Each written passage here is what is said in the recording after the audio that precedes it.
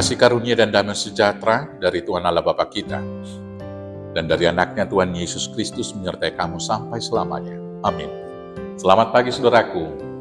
Mari kita muliakan Tuhan dengan semua aktivitas kita dipimpin firman Tuhan. Dari Roma 14 ayat 11 demikian firman Tuhan. Karena ada tertulis, demi aku hidup, demikianlah firman Tuhan. Semua orang akan bertekuk lutut di hadapan dan semua orang akan memuliakan Allah. Demikianlah firman Tuhan. Saudaraku yang terkasih, surat Rasul Paulus ini dikirimkan kepada jemaat di Roma, yaitu Roma 14, kalau kita baca itu ayat 1 sampai 12 nanti.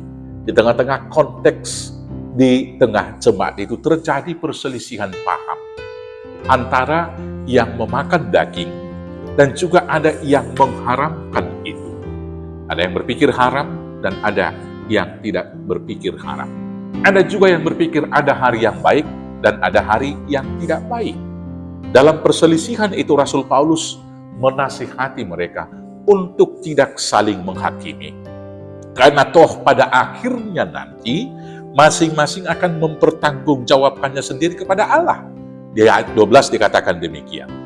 Demikianlah setiap orang di antara kita akan memberi pertanggungan jawab tentang dirinya sendiri kepada Allah. Saudara-saudaraku yang terkasih, hal yang demikian dalam konteks kehidupan kita sekarang ini masih ada yang terjadi. Di antara internal sesama orang Kristen, masih ada yang mengharamkan misalnya ulos. Ada yang mengatakan ulos itu haram karena di sana ada setan. Adat itu juga adalah dari setan. Demikian juga makan daging babi itu adalah haram. Makan darah itu tidak bisa.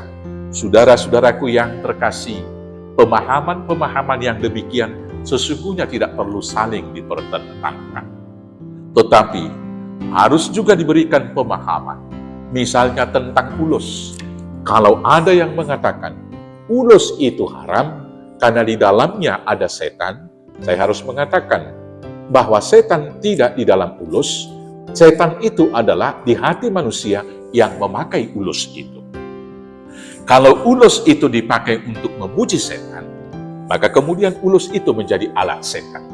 Tapi kalau ulos itu dipakai sebagai tanda cinta kasih, misalnya memberikan ulos hela, ulos holong kepada yang lain, maka fungsi ulos itu adalah bagus. Sama seperti pisau. Kalau pisau dipakai seorang ibu mengiris bawang, sayuran, daging di dapur untuk memasak, maka fungsi pisau itu bagus. Kemudian suami si ibu yang mengiris bawang itu emosi. Kemudian berkelahi dengan tetangga, memakai pisau itu untuk membunuh tetangganya, maka yang ditangkap polisi bukan pisau, tetapi suami si ibu itu yang memakai pisau itu. Demikianlah saudaraku tentang ulos itu. Maka orang yang memahami ulos itu adalah dari setan, perlu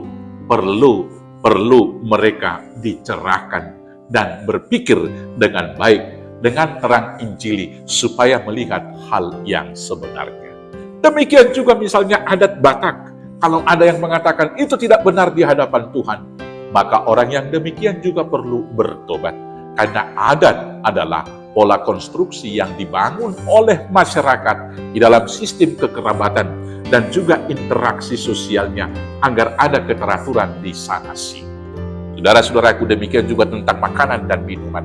Maka hal itu sekali lagi jangan dipertentangkan dan tidak perlu kita saling menghakimi. Dan ini saya sampaikan kepada jemaat-jemaat secara khusus yang memahami bahwa ulos itu adalah bagus dan adat itu adalah bagus. Jangan pernah mundur karena mendengarkan ada nasihat-nasihat yang mengatakan ulos tidak bagus, adat Batak itu tidak bagus. Saya harus mengatakan itu adalah anugerah pemberian Tuhan kepada orang Batak untuk kita pakai dalam sistem kekerabatan kita, dalam interaksi sosial kita. Dari luar agama kita juga ada juga tentunya yang mempertentangkan itu. Tetapi sekali lagi itu bukan lagi yang harus kita jawab. Dalam kehidupan internal kita, sesama umat percaya, jangan saling menghakimi. Karena masing-masing kita akan memberikan pertanggungan jawab tentang apa yang kita lakukan dalam kehidupan saat ini. Selamat memuji Tuhan, Selamat mempertanggungjawabkan segala hal yang baik yang kita lakukan. Tuhan Yesus memberkati. Amin. Kita bersatu dalam doa. Terima kasih Bapa yang baik. Biarlah segala anugerah yang Tuhan berikan pada kami pakai untuk menjadi alat pujian bagi nama-Mu yang kudus. Inilah doa kami Tuhan. Kiranya Tuhan berkati di dalam Yesus Kristus, Juru Selamat kami yang hidup. Amin. Selamat beraktivitas. Tuhan Yesus memberkati. Horas, horas, horas.